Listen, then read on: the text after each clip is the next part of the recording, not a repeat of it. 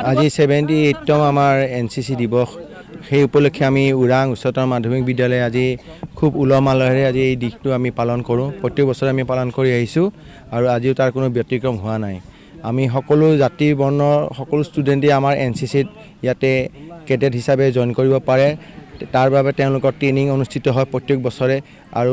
আমাৰ ইয়াতে navy army এই দুইটা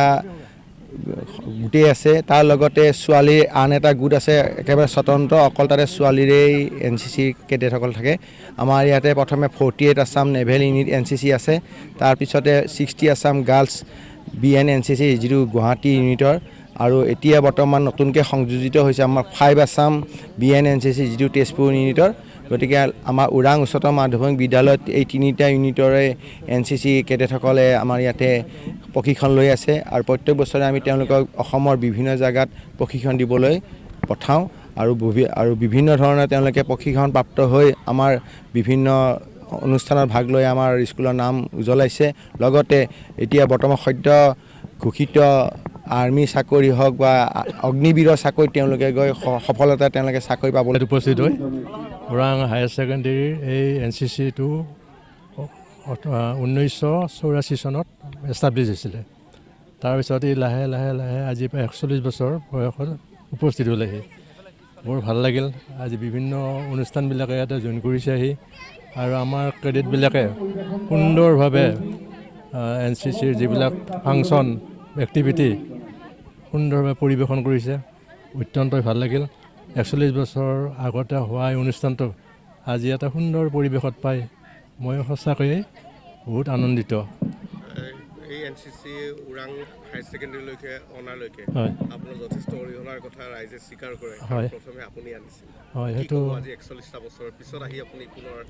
ইয়াত আহি উপস্থিত হৈছে বহুত ভাল লাগিল আচলতে মই 1973 চনত এই অঞ্চলত আহিছিলোঁ বিভিন্ন জাতি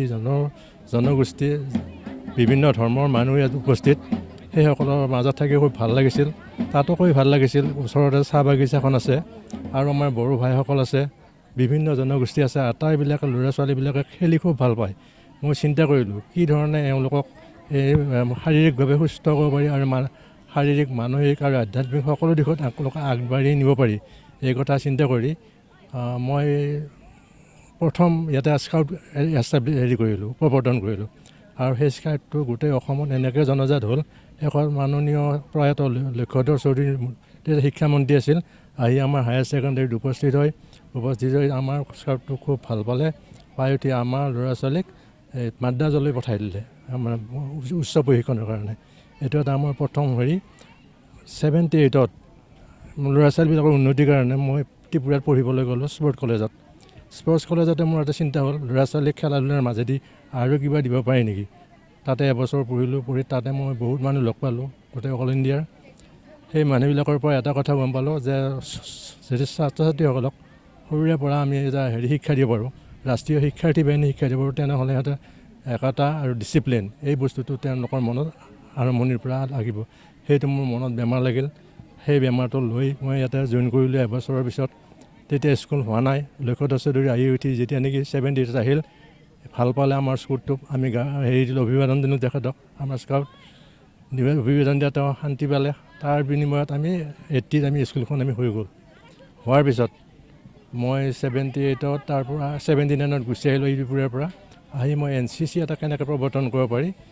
এই দিশত মই লাগি গ'লোঁ যাই সম্পূৰ্ণ 2 বছৰ কাল মই কষ্ট কৰিলোঁ কৰি অৱশেষত যায় 48 আছাম নেভেল আছিল কমাণ্ডিং অফিচাৰ হিমাত CM7 আছিল চভান আছিলে বহুত ৰিভাইজ কৰিলোঁ কৰি এটা সময়ত 2 বছৰৰ অন্তত আমি এই ট্ৰুপটো পালোঁ কাৰণ এটা ট্ৰুপ পাওঁতে বহুত কষ্ট আছে কাৰণ এই বস্তুটো হ'ল চেণ্ট্ৰেল ডিফেন্স ফাণ্ড তাৰ পৰাটো হেৰি হ'ব লাগিব এলটমেণ্ট হ'ব লাগিব এটা চেংচৰিঙৰ কথা আছে টকা পইচাৰ কথা আছে ট্ৰুপটো হ'লেই নহ'ব এনেকৈ 100জনীয়া ট্ৰুপ এটা আমি আৰম্ভ কৰিলোঁ আৰু প্ৰথমবাৰ গ্ৰুপ কৰ্ণেল SP শৰ্মা তেওঁ ইয়াতে ভিজিট কৰিছিলে আৰু কমাণ্ডিং অফিচাৰ UB সিন্দে আছিল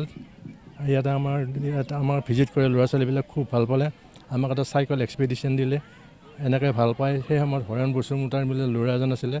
তাকে বুদ্ধগয়াত পঠাই দিলে NIC কেম্পৰ কাৰণে এনেকৈ বহুতো ফেচিলিটি কৰিলোঁ বহুত কেম্প কৰিলোঁ মই গোৱাত কোৰ্চ কৰিলোঁ তাৰপিছত মই INS বিশাখাপট্টনমত কৰিলোঁ তাৰপিছত INS INS হেৰিত কৰিলোঁ ভেন্দুৰথি কেৰেলাত এনেকৈ বহুত এই যেনেকৈ ল'ৰা ছোৱালীখিনিক মই যিমানখিনি দিলোঁ তাৰ বিনিময়ত মই বহুতো পালোঁ এই অনুষ্ঠানখনৰ পৰা।